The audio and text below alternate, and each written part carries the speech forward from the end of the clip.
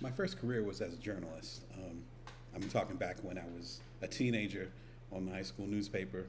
Might have been middle school newspaper. I think it was high school. All the way through college, grad program, later on for Playboy and all these other folks. Still a freelance journalist. Still work with different folks. And one of the advantages of being a journalist or in a similar profession is that you get to know everybody. I mean, everybody. Your collection of people that you can connect with. We used to call it Rolodex back in the day for the little roller of contacts that you have.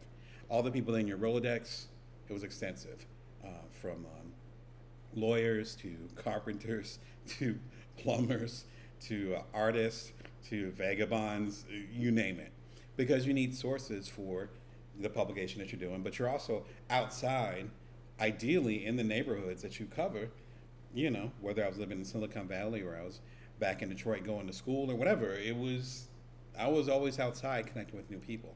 The advantage of that came when I became an entrepreneur, back around the time I had my first son. So I was in my 30s. And I was trying to get a lawyer, I was trying to get a designer, all these random things that come up when you're starting a business, particularly entrepreneurship. And they were already in my Rolodex. In fact, there were a bunch of them.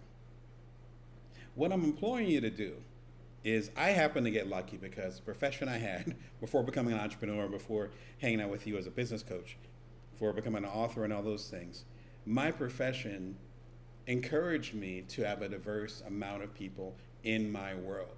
So that when I need a lawyer to defend my intellectual property or need a lawyer to look at things when I sold my last startup, I had a whole selection of them. My career encouraged that, but not all of our careers encourage that. There's so many people that I know that are CPAs and they just hang out with other accountants. So many people that are lawyers just hang out with lawyers. So many people who are doctors. I have doctors in my family. They just hang out with other doctors. No, no, no, no, no, no. The more you can diversify the people that are in your network, the more you'll be ready for whatever your career brings next. And if you're living an interesting and exciting life and you're paying attention to the signs as far as where your career is supposed to go, you're probably not going to know what you might need in the future. And I wish that for you, because who wants to have a boring career when you can actually look at all the different ways that your career can grow? And one of the things that will not be a barrier, if you do what I'm talking about, is having the right people there when you're ready to make a move.